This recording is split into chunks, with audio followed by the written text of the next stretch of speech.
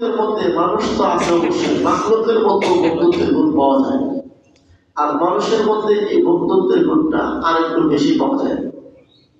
এর কারণ হলো মানুষ শব্দের আরবি হচ্ছে ইনসান।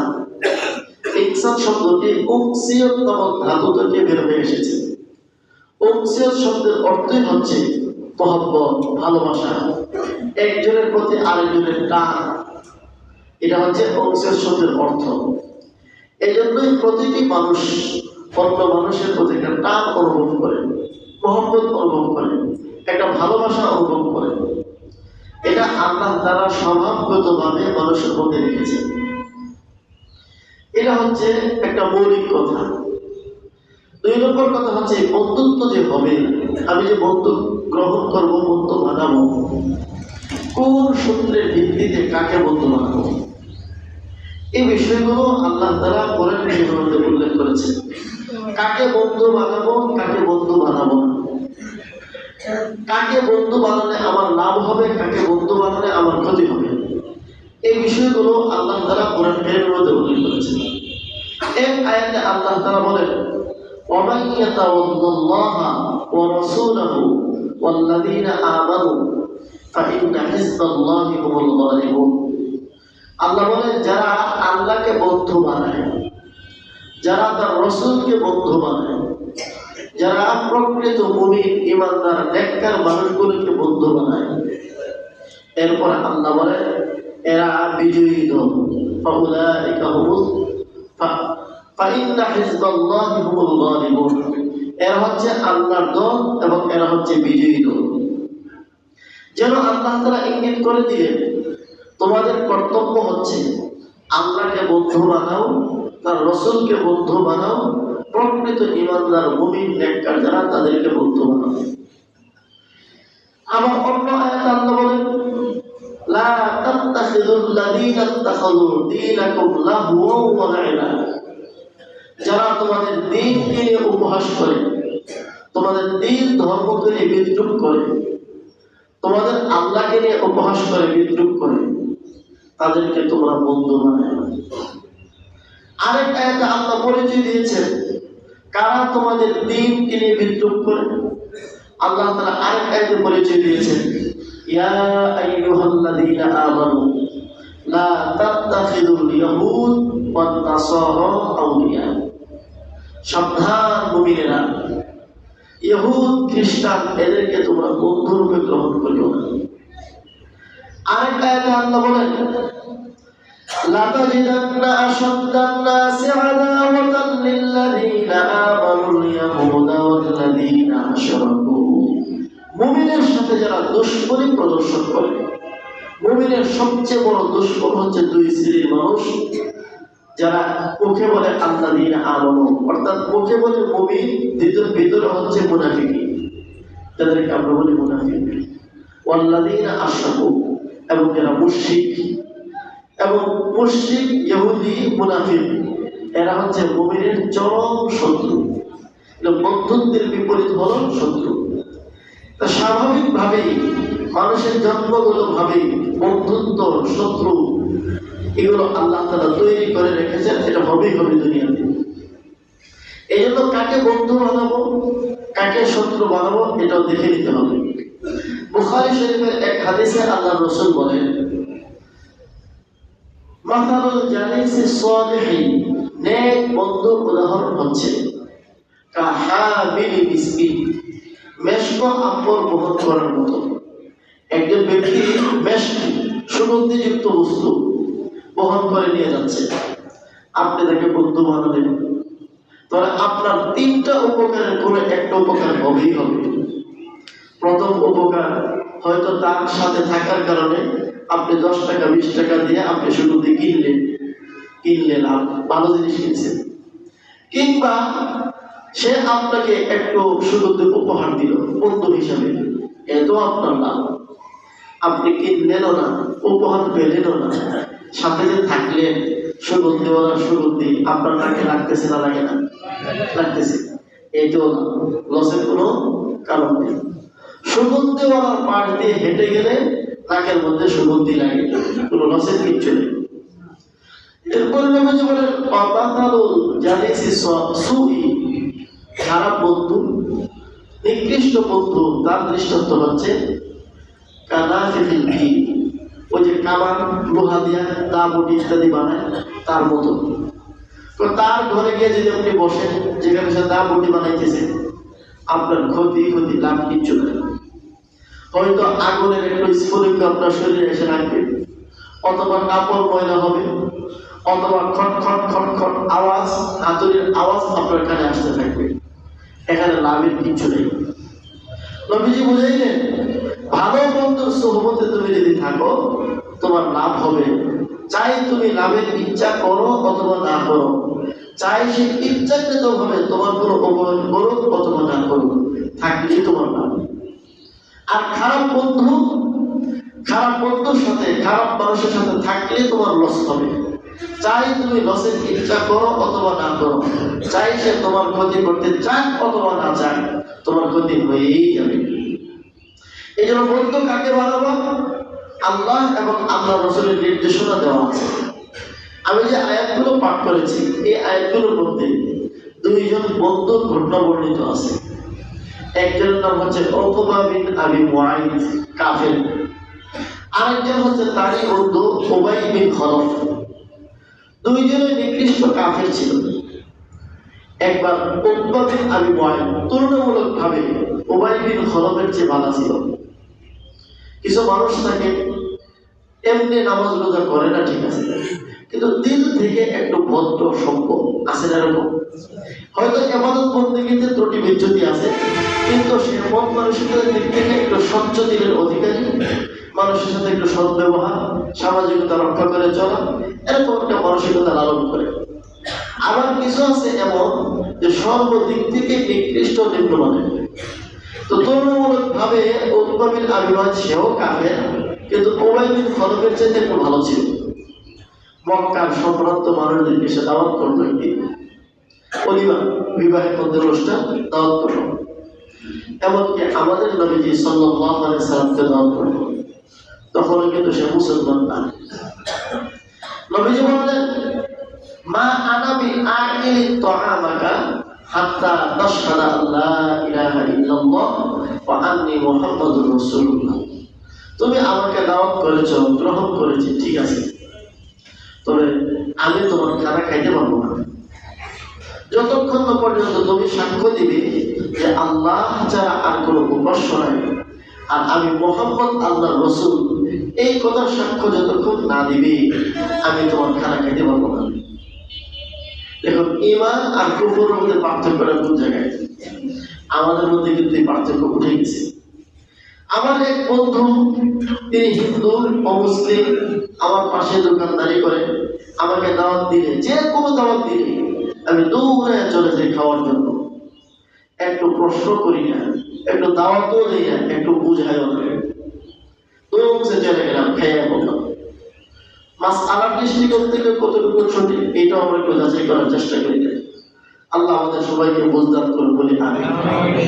এখন উকবা বিন আবি মুআইদ বেচারা শরমে পড়ছে, দাওয়াত দিলাম, এখন মুহাম্মদ সাল্লাল্লাহু আলাইহি ওয়াসাল্লাম যে শর্ত দিছে, এই শর্ত যদি পূরণ না করি উনি খানা খাবে না, আমার তো শরম হবে।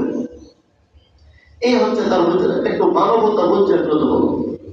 তখন বলল ঠিক আছে, আমি সাক্ষ্য দিলাম শাহিদতু আল্লা ইলাহা ইল্লাল্লাহ ওয়া আন্নাকা মুহাম্মাদুর রাসূলুল্লাহ। আমি সাক্ষ্য দিলাম আল্লাহ ছাড়া আর কোনো মাবুদ নাই, আর মুহাম্মাদুর রাসূলুল্লাহ সাল্লাল্লাহু আলাইহি ওয়াসাল্লাম আল্লাহ রাসূল, সাক্ষ্য দিছি। নবীজি খানা খাইছেন।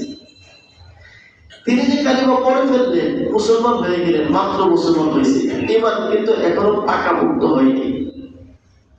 ওই যে তার কঠিন বন্ধু ছিল, দিনের বন্ধু ছিল উবাই বিন খলফ, ফাউখবিরা বিযালিকা উবাই বিন খলফ। উবাই বিন খলফের কাছে খবর পৌঁছে, বন্ধুরে ডাকছে, কি বন্ধু, তুই বলে শুনলাম মুহাম্মদের হাল সরলতা, তুই নাকি ধর্ম ত্যাগ করছস, মুহাম্মদকে রাসূল হিসেবে মেনে নিছস, এক আল্লাহকে গ্রহণ করে নিছস। ও দোস্ত, কি করতাম, আসছে লোকটা, যদি আমি ইসলাম ধর্ম গ্রহণ না করি, সে না খানা না খায় জেনে দেব, এটা আমার জন্য একটা ইজ্জত সম্মানের বিষয়, তাই কালিমা পড়ে মুসলমান হয়ে গেছি। তখন বন্ধু বলে লা আরদা আনকা, আমি তোর প্রতি কখনো রাজি হইতাম না, আমি আজ থেকে তোকে আর বন্ধু হিসেবে পরিচয় দিতাম না।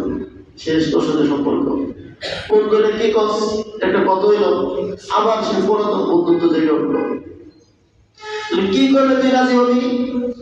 হাত্তা তাতিয়াহু ফাতাবযুকা ফি ওয়াজহিহি, যতক্ষণ না পর্যন্ত তুই মুহাম্মদের কাছে যাবি, মুহাম্মদের চেহারায় থুতু দিয়ে ঘৃণা প্রকাশ করবি, ততক্ষণ পর্যন্ত তুই আমার বন্ধু না, তোর সাথে আমার বন্ধুত্বের সম্পর্ক নাই। যদি বলুন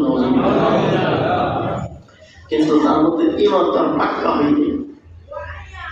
পাক্কা না হওয়ার কারণে এই প্রাথমিক পর্যায়ের ঈমান হেরে গেল, কুফরের সামনে হেরে গেল, দুষ্ট বন্ধুর বন্ধুত্বের সামনে সামান্য পরিমাণ ঈমানের পরাজয় হয়ে গেল। দৌড়াই গেল নবীজির কাছে, থুতু মারল। তাফসীরে জানেন টিকার মধ্যে আছে, তখন এই থুতু সুম্মা আদা ইলা ওয়াজহিহি, নিজের চেহারা দিকে ফিরে আসছে। ফাহাররাকা, নিজের চেহারাকে জানাই দিছে। নবীজির চেহারা থেকে থুতু মারার পর এই থুতু নবীর চেহারায় লাগে নাই, কারণ কোনটা নিজের দিকে ফিরে আসলো, নিজের চেহারার মধ্যে আগুন ধরে গেল। এরপর নবীজি বললেন লা আরাকা খারিজা মাক্কাতা ইল্লা আলাউতু আলাইকা বিসাইফ। ও উকবা, শুনে রাখো, সামনে কোনোদিন হতে পারে এমন একটা সময় আসবে যে তোমার সাথে আমার সাথে যুদ্ধ হবে, ওই যুদ্ধে আমার তলোয়ার থেকে তুমি রেহাই পাবে না। উমাইয়া বিন খালাফকে নবীজি এই কথা বলে দিলেন। আর পরিণতি এমনই হলো, বদরের যুদ্ধে বদরের যুদ্ধে এই উকবা বিন আবি মুআইত বন্দী হয়ে আসলো। হযরত আলী রাদিয়াল্লাহু আনহুকে নবীজি হুকুম দিলেন, আলী তার কন্যা উড়িয়ে দাও। উকবা বিন আবি মুআইতের কন্যা উড়িয়ে দেওয়া হলো।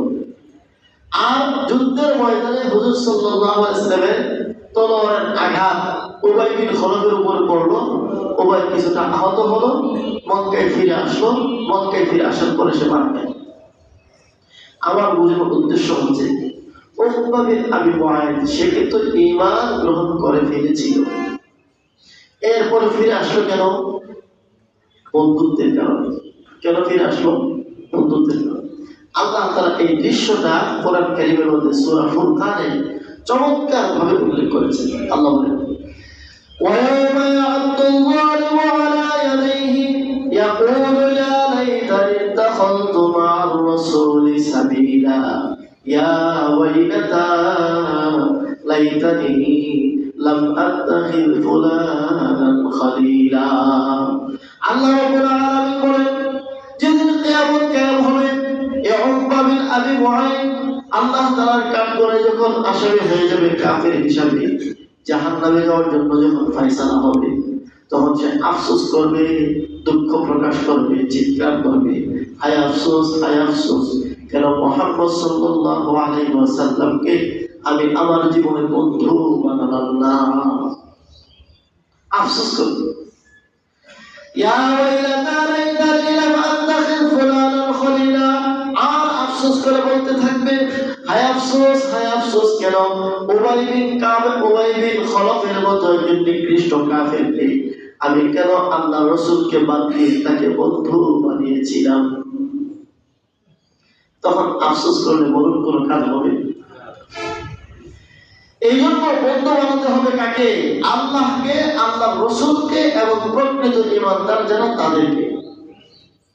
আল্লাহ তাআলা এক সূরার মধ্যে বলেন, আলা ইন্না আউলিয়া আল্লাহি লা খাউফুন আলাইহিম ওয়া লা হুম ইয়াহজানুন আল্লাযীনা আমানু ওয়া কানু ইয়াত্তাকুন। আল্লাহ বলেন, যারা আল্লাহকে বন্ধু বানায় তারা আল্লাহর বন্ধু হয়ে যায়। কেউ যদি আল্লাহকে বন্ধু বানায় সে কি হয়? আল্লাহ বন্ধু হয়ে যায়। বন্ধুত্ব একদিক থেকে হয় না, বন্ধুত্ব হয় দুই দিক থেকে। আল্লাহু ওয়ালিয়্যুল্লাযীনা আমানু ইউখরিজুহুম মিনাল যুলুমাতি ইলান নূর ওয়াল্লাযীনা কাফারু আউলিয়াউহুমুত তাগুত। যারা মুমিন আল্লাহ বলেন আল্লাহ হচ্ছে তাদের বন্ধু, আর আল্লাহ তাআলা মুমিনদেরকে জুলুমাত অন্ধকার থেকে আলোর দিকে নিয়ে আসেন, মানুষের দিলের ভিতরে হেদায়েত পয়দা করে দেন, জুলুম দূর হয়ে যায়। আর আমার তেলাওয়াতে এক আয়াত আল্লাহ বলেন, আলা ইন্না আউলিয়া আল্লাহ লা খাউফুন আলাইহিম ওয়া লা হুম ইয়াহজানুন। যারা আল্লাহর বন্ধু হতে পারে, আল্লাহ যাদেরকে বন্ধু হিসেবে গ্রহণ করে নেন, আল্লাহ বলেন লা খাউফুন আলাইহিম ওয়া লা হুম ইয়াহজানুন। তাফসীরে জালালাইনের মধ্যে এই আয়াতের ব্যাখ্যা বলা হয়েছে, লা খাউফুন আলাইহিম ফিদ দুনিয়া ওয়া লা হুম ইয়াহজানুনা ফিল আখিরাহ। দুনিয়াতে এদের কোনো ভয় ভীতি নাই, পরকালেও এদের কোনো চিন্তা আর টেনশন নেই। হাফিজ হুজুর রহমতুল্লাহ, নাম শুনছি কি আপনারা? হাফিজ হুজুর তিনি শেষ বয়সে গিয়া তওবার নাজিতে ডাক দিয়েছিলেন। আমরা হাফিজ হুজুরকে সরাসরি দেখিনি।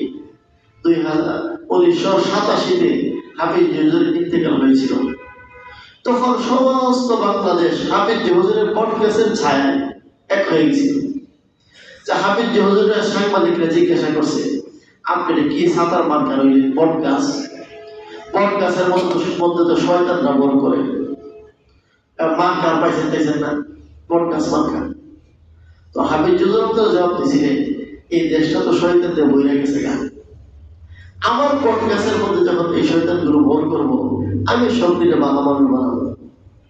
অর্থাৎ সব শয়তান যে যে দলে তোমরা করো, আমার পডকাস্টের ছায়ার নিচে আসো, এই পডকাস্টের মার্কার মালিক হলাম আমি আমার কাছে আসলে সবগুলোর মানুষ বানাবো। যাই হোক, হাফিজ হুজুর রহমতুল্লাহ আলাইহি সে 80-এর দশকের কথা, নির্বাচনে দ্বিতীয় হয়েছিলেন। সাংবাদিকরা যখন হাফিজ হুজুর উত্তম পাশ করছিল কেনায় এরশাদ চাচা, নির্বাচনের মধ্যে কারচুপি হয়েছিল। হাফিজ হুজুর বলছেন যে আমি সাংবাদিকদের সাথে কথা বলবো, প্রেস ক্লাবে যাব এবং নির্বাচনে যে কারচুপি হয়েছে এটা আমি জানাবো দেশবাসীকে। আর এই দিক দিয়ে পুলিশ হাফিজ হুজুরের ঘেরাও করছে। তখন হাফিজ হুজুর থাকে লালবাগ মাদ্রাসায়, হাফিজ হুজুরের কার্যালয় ছিল লালবাগে। পুলিশ পুরা মাদ্রাসা মসজিদ ঘেরাও করে নিয়েছে।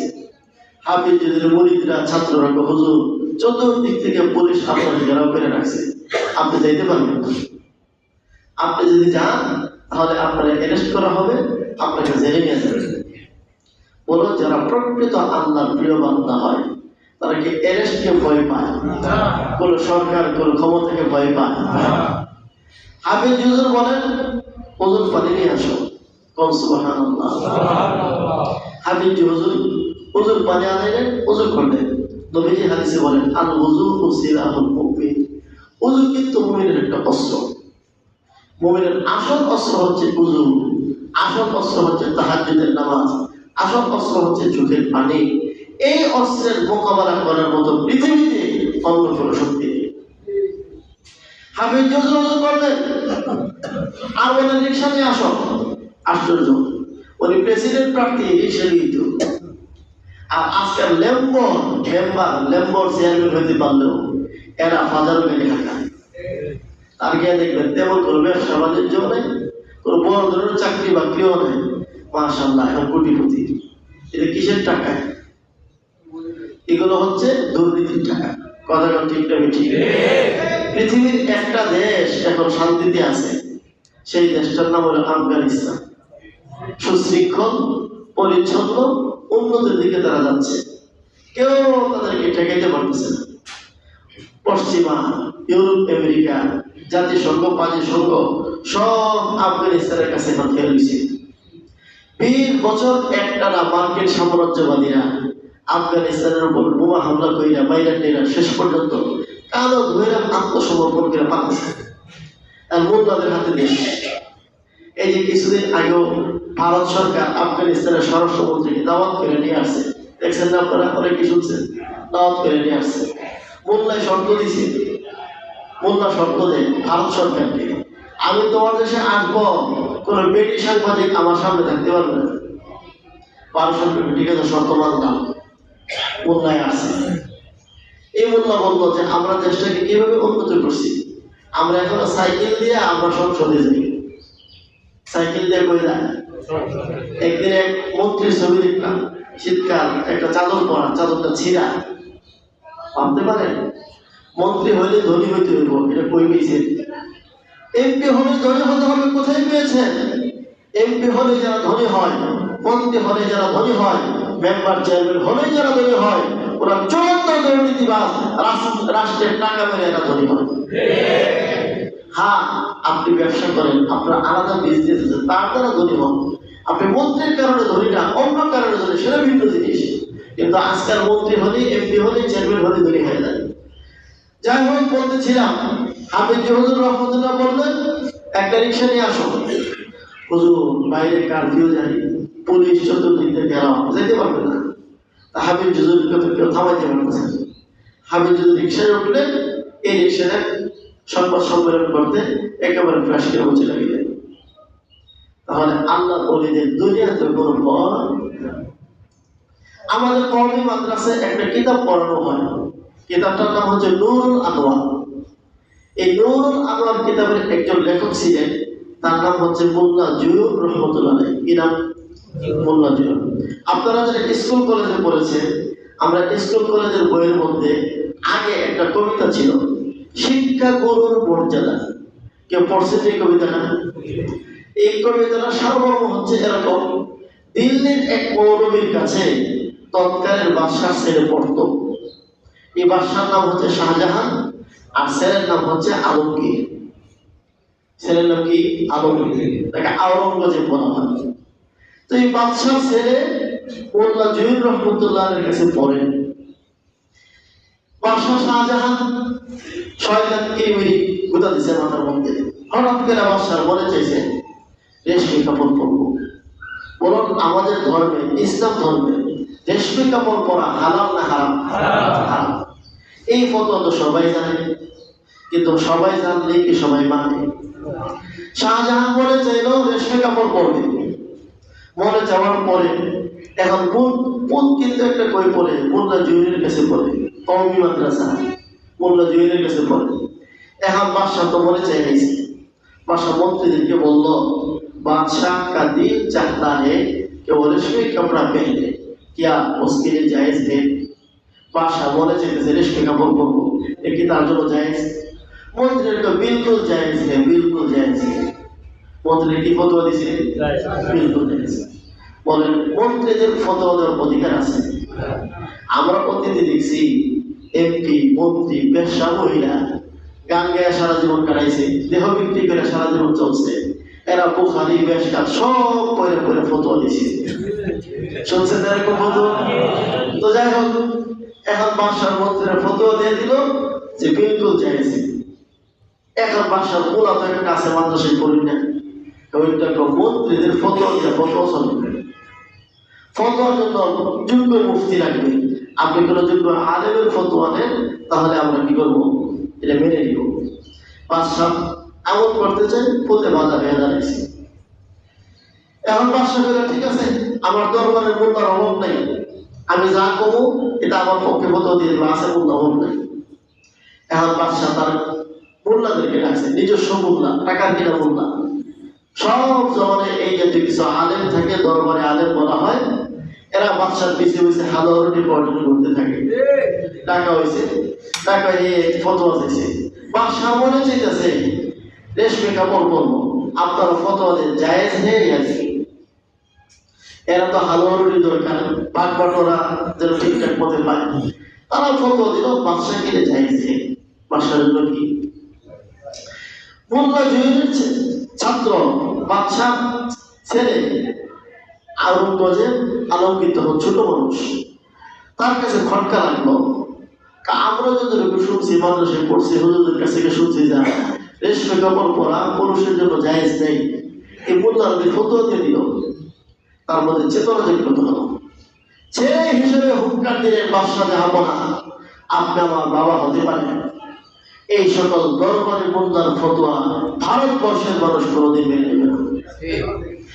ফতোয়া দেওয়ার জন্য দরবারে মোল্লা নয়, আসল যে সকল ওলামায়ে কেরাম আছেন তাদের ফতোয়া নিয়ে দেশ চলবে। আপনার জন্য জায়েজ না না জায়েজ, দরবারে মোল্লা, এমপি, মন্ত্রীর ফতোয়ায় চলবে না। আমার উস্তাদ মোল্লা জুয়েল দিল্লি জামে মসজিদের ইমাম ও খতিব, তার ফতোয়া ছাড়া এই দেশের মানুষ কারো ফতোয়া মেনে নেবে না। সুতরাং এটা জায়েজ না না জায়েজ আপনি আমার হুজুরের দিকে রাখেন। এখন 500 বছর মহাবিপদে তোর কারণে তো জানাত করলাম বাসা কর, ঠিক আছে তোর হুজুরের কয়েকদিন আমার ফতোয়াটা দেওয়া যাবে। ছেলে তো আমার হুজুরে ঠিয়া পড়ছেন আপনার কাছে একদিন, আপনার টাকা বললে আপনি হুজুরের কাছে যান। দেখছেন হক আলেম কাকে বলে?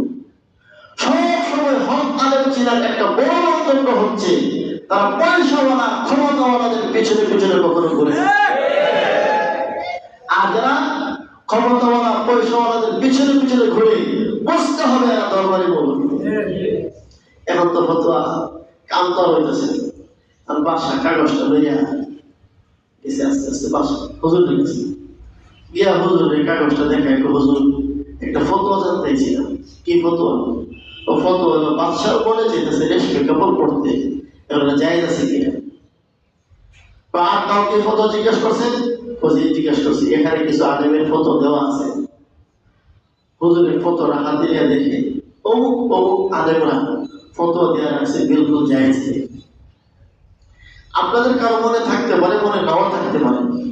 2001 সালের কথা, তখন বাইতুল মুকাররমের খতিব ছিলেন একজন মারা গেছেন। মারা গেলে তো নাম না বলা ভালো, তারপরে বোঝার জন্য বলতে হয়। জনাব মাওলানা সালাউদ্দিন সাহেব তিনি মারা গেছেন। তিনি এক বাংলাদেশের বিশেষ দরবারের প্রতিনিধি ছিলেন। 2001 সালে শেখ হাসিনা সরকার এবং তার হাইকোর্ট থেকে 2 জন বিচারপতি একটা সিদ্ধান্ত দিয়েছিল যে বাংলাদেশের মধ্যে সব ধরনের ফতোয়া অবৈধ ও দণ্ডনীয় অপরাধ। মনে আছে আপনাদের? কারো মনে নেই? 2 মনে নেই? আছে একজন মনে আছে। 2001 সালের কথা। বাংলাদেশের হাইকোর্ট থেকে 2 জন বিচারপতি, একজন ছিল নাজমুল আরা সুলতানা, আর একটা নাম জানি কি ছিল মনে নেই, পুরোপুরি গোলাম রব্বানী মনে হয়। এই 2 জনের ফতোয়া দিয়েছিল। ফতোয়া বলতে তারা সিদ্ধান্ত দিয়েছিল বাংলাদেশের মধ্যে সব ধরনের ফতোয়া অবৈধ ও আইনত দণ্ডনীয়। তখন ওলামায়ে কেরাম গর্জে উঠেছিলেন। ব্রাহ্মণবাড়িয়া 6 জন শহীদ হয়েছিল। তৎকালের বাইতুল মুকাররমের এই খতিবকে প্রশ্ন করা হয়েছিল যে এই ব্যাপারে আপনার কি মত? আপনি যখন জাতীয় মসজিদের খতিব, আপনার এই ব্যাপারে কি মত? তিনি বললেন যেহেতু বিষয়টা প্রশাসনের বিষয়, এই জন্য আমার এই ব্যাপারে কথা না বললেই হবে। বুঝতে পেরেছেন? দরবারে মোল্লা কেন কয়? দরবারে মোল্লা চেনার জন্য বেশি দূরে যাওয়া লাগে না। এরকম 1-2টা ঘটনা শুনলেই বোঝা যায়। বলুন তো, সব ধরনের ফতোয়া অবৈধ এবং দণ্ডনীয়, এটা কি হাইকোর্টের বিষয় না এটা ওলামায়ে কেরামের ফতোয়ার বিষয়? এই ব্যাপারে তো হাইকোর্টের মন্তব্য করার অধিকার নেই। তৎকালের যারা হকপন্থী আলেম ছিলেন, মুফতি ফজলুল আমিনী রহমতুল্লাহ আলাইহি, শাইখুল হাদিস আল্লামা আজম সাহেব রহমতুল্লাহ আলাইহি, মরহুম যমুনের বিশ্ববন্ধু রহমতুল্লাহ সহ সমস্ত ওলামায়ে কেরাম ঐক্যবদ্ধ ফতোয়া দিয়েছিলেন এই 2 বিচারপতি মুরতাদ, কাফের, এবং যারা এই ফতোয়াকে, এই আইনটা সমর্থন করবে তারাও কাফের। কারণ ফতোয়া অবৈধ, এই কথার অর্থ কি? কোরআন অবৈধ, হাদিস অবৈধ। ফতোয়া কি? ফতোয়া হচ্ছে কোরআন হাদিস। অতএব কিছু দরবারে থাকবো সব জমানে। এবার মোল্লা জহির রহমতুল্লাহের কাছে গেছে, গিয়া বলছে হুজুর একটু ফতোয়া করতে স্বাক্ষর দিয়ে দেন। ভাবছে হুজুরের কাছে গেলে একটা সাইন পাওয়া যাবে।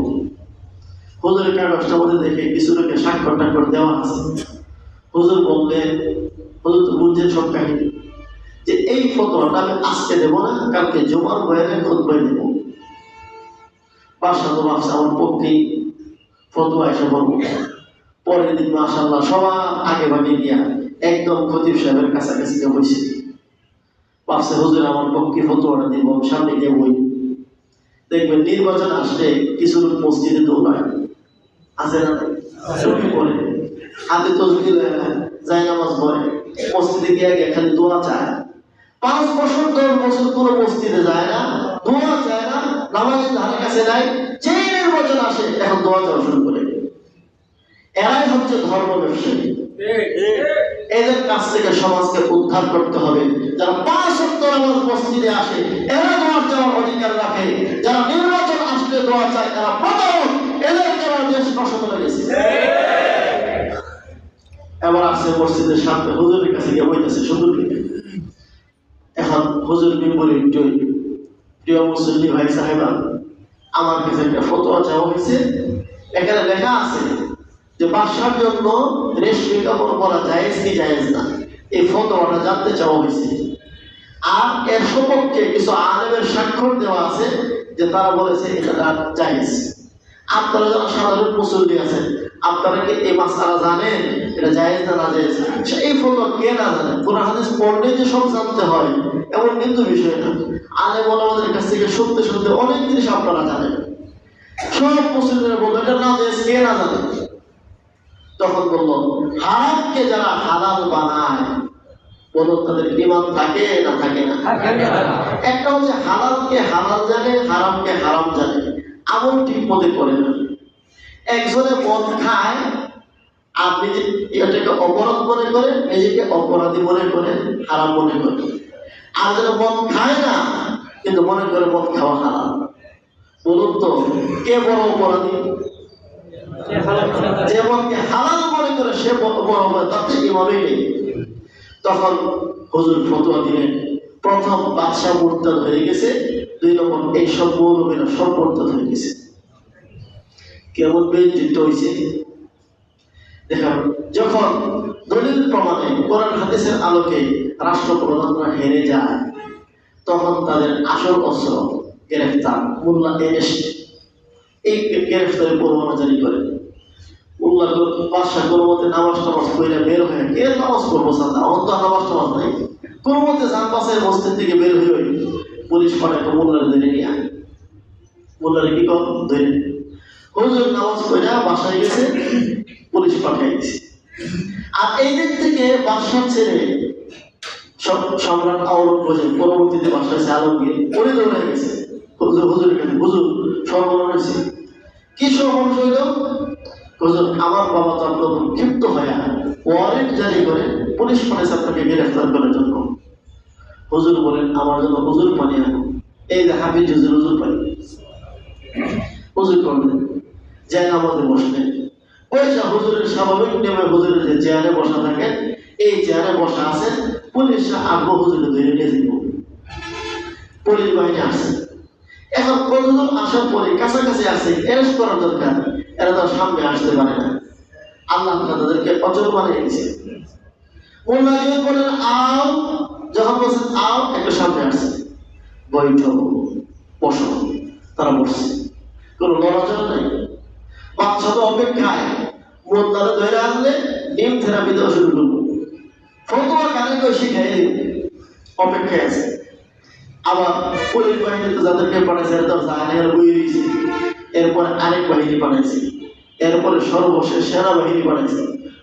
যে আসে আইসা থেকে হুজুরের সামনে কতটি বই দিয়েছে, তিনি আইসে তখন সেনাবাহিনী বল, যে আসে গ্রেফতার করতে ওখানে থাকতে অচল, আও আসে, বৈঠক বসে বসে পড়াশোনা যায়। বাদশা অপেক্ষা করতে করতে বাদশাহ বিরক্ত, সর্বশেষ বাদশা নিজেই তার দলবল সহ আসছে। আইসা দেখে অবস্থা খুব খারাপ। বলেন অবস্থা কি? সামনে 3 বাহিনী বসা, কারো নড়াচড়া নাই। বাদশা বুঝে নিয়েছে এই মোল্লা আর সব মোল্লা এক নয়। এখন বাদশা আইসা হুজুর বেয়াদবি করবেন, মাফ করে মাফ যাওয়ার পরে হুজুর বলেন যাও মাফ করে দিয়া, যাও বলছে যাও মাফ করে দিয়া, সবগুলো একটা স্বাভাবিক চলে গেছে। আলা ইন্না আউলিয়া আল্লাহি লা খাউফুন আলাইহিম ওয়া লা হুম ইয়াহজানুন আল্লাযীনা আমানু ওয়া কানু ইয়াত্তাকুন। আল্লাহ বলেন শুনো, যারা আল্লাহর প্রিয় বান্দা হতে পারে দুনিয়াতে তাদের কোনো ভয় ভীতি নাই, ওয়া লা হুম ইয়াহজানুন আখিরাতে তাদের কোনো চিন্তা নাই। মৃত্যুর সময় থেকে নিয়ে কিয়ামতের মাঠ পার করে জান্নাত পর্যন্ত পৌঁছানোর জন্য আল্লাহর রহমতের ফেরেশতা তাদেরকে পাহারাদারি করবে। তাহলে বন্ধু কাকে বানাবো? সংক্ষিপ্ত কথা হচ্ছে আমাদের বন্ধু হবে আল্লাহ, আমাদের বন্ধু হবে রাসূল, আমাদের বন্ধু হবে যারা প্রকৃত মুমিন। এই বন্ধুত্বের আবার কয়েকটা স্তর আছে। মানুষ তার ব্যক্তি জীবনে বন্ধু বানায়, মানুষ তার সামাজিক জীবনে বন্ধু বানায়, মানুষ তার রাষ্ট্রীয় জীবনে বন্ধু বানায়, বন্ধুত্বের বিভিন্ন স্তর এবং কোয়ালিটি আছে। আমি যখন স্কুলে পড়াশোনা করি তখন দেখবেন স্কুলে আমার কিছু সহপাঠী আমার বন্ধু হবে। আমি যখন একটা সমাজে বসবাস করি, সকালে বিকালে খেলাধুলা করি, সেখানেও আমার খেলাধুলার কিছু বন্ধু হয়। আমি যখন কোথাও ঘুরতে যাই সেখানেও আমার কিছু বন্ধু হয়। প্রত্যেক মানুষের এরকম বন্ধুত্বের বিভিন্ন স্তর আছে। যে কোনো সেক্টরে আমি যাকে বন্ধু বানাবো, দেখবো আমার এই বন্ধুটা আমাকে দুনিয়ার দিকে ডাকে না পরকালের দিকে ডাকে, ভালোর দিকে ডাকে না খারাপের দিকে ডাকে। আমাদের রাষ্ট্রেরও কিন্তু বন্ধু আছে। কি বলেন, আছে না নাই? এই কথাগুলো বিরাট ভূমিকা হিসেবে কেন নিয়ে আসলাম, এটার একটা বড় কারণ হচ্ছে গতকাল আমাদের দেশের একটা সূর্য সন্তান শরীফ ওসমান হাদি মারা গিয়েছে। এটা আপনারা শুনছেন ঘটনা। আজকে হয়তো তার লাশ দেশে আসবে, তার জানাজা হবে। এই যে একটা ছেলে মারা গেল, কে তাকে মারছে? এখন যে হত্যাকারী খুনি সে কোথায় আছে? সে এখন আছে ইন্ডিয়াতে। এর অর্থ হচ্ছে আমাদের এই দেশটাকে আমরা যতটুকু বুঝ হয়েছে, আপনারা এখানে মুরব্বীরা অনেক আছে আমার থেকে ভালো বয়সে, স্বাধীনতা থেকে শুরু করে বরং স্বাধীনতাটাও ছিল, স্বাধীনতার যুদ্ধটাও ছিল ভারতের একটা ষড়যন্ত্রের অংশ। এটা আমরা হয়তো যখন বুঝতে ভুল করেছিলাম। বাংলাদেশ স্বাধীনতার যুদ্ধটাও ছিল ভারতের একটা ষড়যন্ত্রের অংশ। এরপর থেকে এই যে 51 বছর 52 বছর 53 বছর পর্যন্ত গেল, ষড়যন্ত্রের অংশ মানে ভারত আমাদেরকে সহযোগিতার নামে চুষে চুষে খাবে, এই ষড়যন্ত্র স্বাধীনতা থেকে শুরু করেছে তারা, এবং দীর্ঘ 54 বছর চুষে চুষে খাচ্ছে। এই জন্য আমরা দেখছি, আমরা তো বুঝবার পর যা দেখলাম, ফেরানিকে হত্যা করা হয়েছে, বিডিআর হত্যার সাথে তারা জড়িত আছে। এই ফেসিবাদ বিরোধী আন্দোলন হলো, 2000 মানুষকে খুন করা হলো, 20,000 মানুষকে পঙ্গুত্ব বরণ করতে হলো।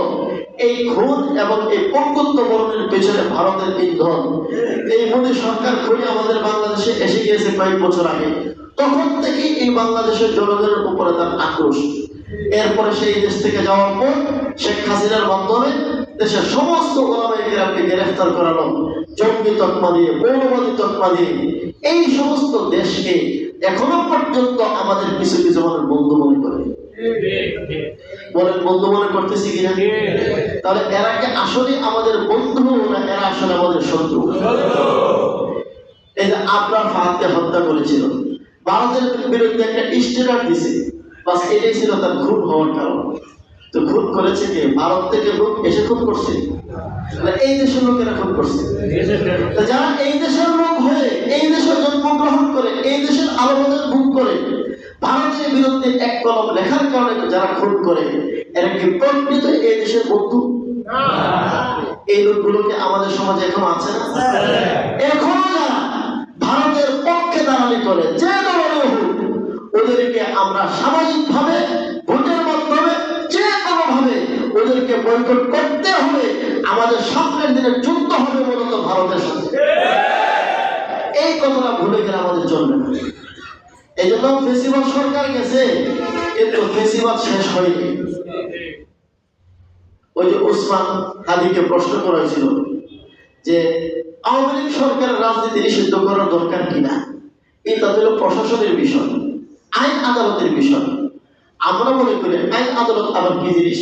তা হাদি চমৎকার একটা উত্তর দিচ্ছে, হাদিকে খুন করার মূল কারণ হচ্ছে এগুলো, আমরা জানি না হয়তো মূল কারণ হচ্ছে এগুলো। সে সামনে সংসদে এমপি হওয়ার সম্ভাবনা খুব প্রচুর ছিল, এমপি হতে বলতে মন্ত্রী হতো।